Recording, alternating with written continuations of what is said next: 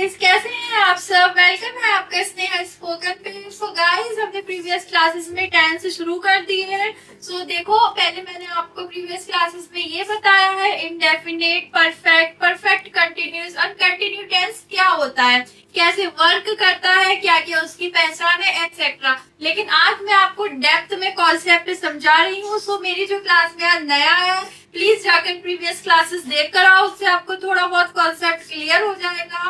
और हम स्टार्ट कर रहे हैं आप। सो बच्चों देखो, पहला हमारा जो टेंस है वो है प्रेजेंट इंडेफिनिट टेंस। देखो बच्चों, प्रेजेंट इंडेफिनिट टेंस में लोग आपको समझाएंगे कि बच्चों ता है, ती है जिसके अंत में आता है वो चीज आप करके टेंस करोगे। मैं आपको ये चीज बिल्कुल नहीं समझाऊंगी। प्रेजेंट इंडेफिनिट टेंस का सिंपल मतलब है आपकी हैबिट से, आपका शेड्यूल से, आपका रूटीन से। कि आपका रूटीन क्या है, आपकी हैबिट क्या है, इस चीज पर आपका प्रेजेंट इंडेफिनिट टेंस डिपेंड करता है। तो आपको रट्टू तोता नहीं बनना है। जैसे जैसे मैं आपको कॉन्सेप्ट बताऊंगी, प्लीज वैसे वैसे कॉन्सेप्ट से फोकस करिएगा। अब हम स्टार्ट करते हैं, ओके। हाँ, सो बच्चों देखो, मैं आपको ये चीज बता रही हूँ कि मैंने अभी आपको ये बताया है कि इस हैबिट, शेड्यूल, रूटीन में आपका प्रेजेंट इंडेफिनिट टेंस होता है। मैं आपको नीचे ये बताती हूँ, इसमें आपका हेल्पिंग वर्ब डू और डज का यूज होगा। ये आप स्क्रीनशॉट ले लेना, अपने किसी नोट्स पे लिख लेना, ये आपको आगे जाके काम आएगा।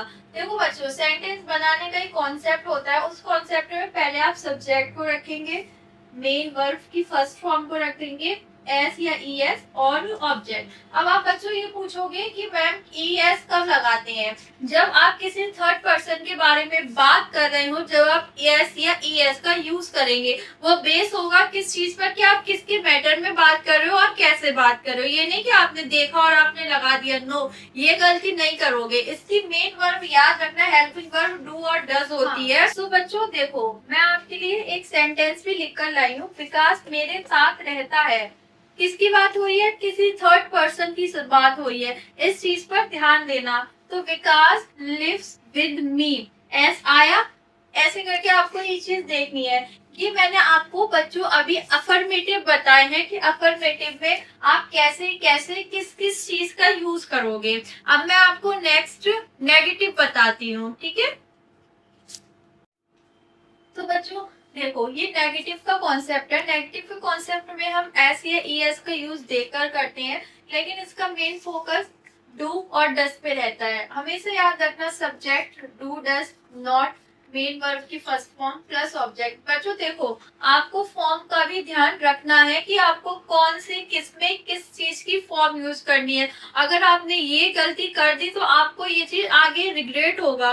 तो प्लीज इस चीज का याद रखना, कहाँ आपको फर्स्ट फॉर्म का यूज करना है, कहाँ आपको फर्स्ट फॉर्म के साथ आईएनजी का यूज करना है, कहाँ आपको सेकंड फॉर्म का यूज करना है, एक्सेट्रा। सो प्लीज आप इस चीज को याद रखना। इसमें देखो बच्चों, subject do does not, main verb की फर्स्ट फॉर्म प्लस ऑब्जेक्ट। अब आपको एक चीज मैं और क्लियर कर देती हूँ, डू हमेशा प्लूरल के साथ लगता है, डज हमेशा सिंगुलर के साथ लगता है, और आई के साथ ऑलवेज डू का यूज होता है। कभी भी डज का यूज नहीं करना है। इस चीज पर फोकस करना और इस चीज को लिख लेना, जिससे आप इसको भूलो नहीं कि डू के साथ प्लूरल, डस के साथ सिंगुलर और आई हमेशा डू में ही जाता है। मैं आपको इसके एक दो एग्जाम्पल देकर बताती हूँ, जिससे आपको ये चीज और अच्छे से क्लियर हो जाए, ठीक है। हाँ, सो बच्चों देखो, मैं बाजार नहीं जाता हूँ, रेखा कोशिश नहीं करती है। मैं आपको दोनों टेंस बनाकर दिखाती हूँ, ओके। तो देखो, आई, याद रखना आई के साथ डू का यूज हो रहा है, डू। डू के बाद देखना किसका है, नॉट का यूज है, I do not. Helping verb का यूज हो रहा है, I do not go to market. आप दा भी लगा दो, अगर आपका मन है, नहीं लगाना है तो मत लगाओ, कोई जरूरी नहीं है। बस ये समझने की कोशिश करो, आई डू नॉट, आई के साथ डू का यूज हुआ है, इस चीज पर फोकस करना। रेखा कोशिश नहीं करती है, रेखा, रेखा क्या है बच्चों, एक लड़की है। कैसी लड़की है, एक लड़की है, याद रखना, सिंगुलर है रेखा। तो इसमें हम डस का यूज करेंगे, रेखा डज नॉट, कोशिश करने को क्या कहते हैं, ट्राई करना। तो रेखा डज नॉट ट्राई। तो ये आपका नेगेटिव हो गया। अब मैं आपको ऐसे इंटरोगेटिव बता दी हूँ, ठीक है बच्चों। सो बच्चों देखो, ये आपका इंटरोगेटिव है। बच्चों देखो, मैं आपको एक चीज पहले ही क्लियर कर देती हूँ। एक होता है इंटरोगेटिव, एक होता है डबल इंटरोगेटिव। इंटरोगेटिव में क्या होता है, आप सिर्फ किसी भी क्वेश्चन का यस एंड नो में आंसर दे सकते हैं, आपके पास थर्ड ऑप्शन नहीं होता। जैसे कि ये सेंटेंस देखो, क्या तुम पढ़ते हो, क्या तुम इसका क्या आंसर दोगे, हाँ तुम पढ़ते हो या तुम नहीं पढ़ते हो। इसके अलावा आप इसको कोई आंसर दे सकते हो, नहीं दे सकते। तो ये चीज याद रखना है, इंटरोगेटिव में ऐसा एक सिंपल क्वेश्चन जैसे पूछा जाता है, वो क्वेश्चन पूछा जाता है, उसका हमें वैसे ही आंसर देना होता है, इसमें कोई वो नहीं होती। लेकिन डबल इंटरोगेटिव जो होता है वो मैं आपको अभी बताती हूँ। पहले आप ये देखो, do, does, subject, main verb, object. और बच्चों देखो, इंटरोगेटिव में आप पहले डू और डज का यूज करोगे, हेल्पिंग वर्ब पहले आती है, फिर हमारा सब्जेक्ट आता है, फिर मेन वर्ब, ऑब्जेक्ट, फिर क्वेश्चन मार्क। देखो बच्चों, आपको पता है इंटरोगेटिव हम किसी का क्वेश्चन कर रहे हैं तो ऑब्वियस सी बात है क्वेश्चन मार्क आएगा, इसमें कोई बड़ी चीज तो है नहीं। लेकिन आपको ये चीज याद रखनी है, आप कभी भी इस सेंटेंस को लिखो तो आपको खुद से क्वेश्चन मार्क जरूर लगाना है, जिससे ये चीज समझ आ जाए कि आपका क्वेश्चन है और आपने बिल्कुल सही करा है। अब मैं आपको एक इसके सेंटेंस बना के दिखाती हूँ। क्या तुम पढ़ते हो, डू यू स्टडी।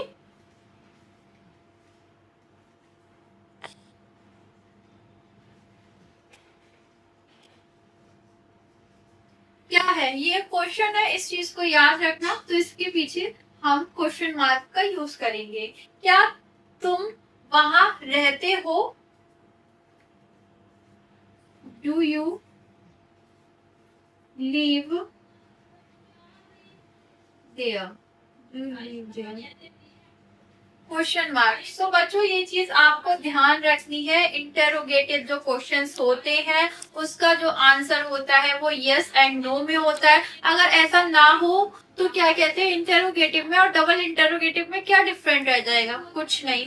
लेकिन ये चीज आपको याद रखनी है कि इंटरोगेटिव में क्वेश्चंस करे जाते हैं जिसका हमें आंसर यस एंड नो में ही देना होता है, डबल इंटरोगेटिव में ऐसा नहीं है। सो हम स्टार्ट करते हैं डबल इंटरोगेटिव से। ओके बच्चों। सो बच्चों देखो, ये आपका डबल इंटरोगेटिव है। डबल इंटरोगेटिव में आपको एक चीज याद रखनी है, डिटेल में आपको आंसर देना पड़ता है, आप यस एंड नो में आंसर नहीं दे सकते, इससे आपकी डबल इंटरोगेटिव की पहचान हो जाती है। इसमें आपकी WH फैमिली यूज होती है। मैंने पूरी फैमिली लिख दी है कि WH फैमिली में कौन कौन कौन कौन होते हैं, तो प्लीज आप ये लोग नोट डाउन कर लेना। फिर आपका डू डज का यूज होता है, सब्जेक्ट, मेन वर्ब की first form, object, question mark.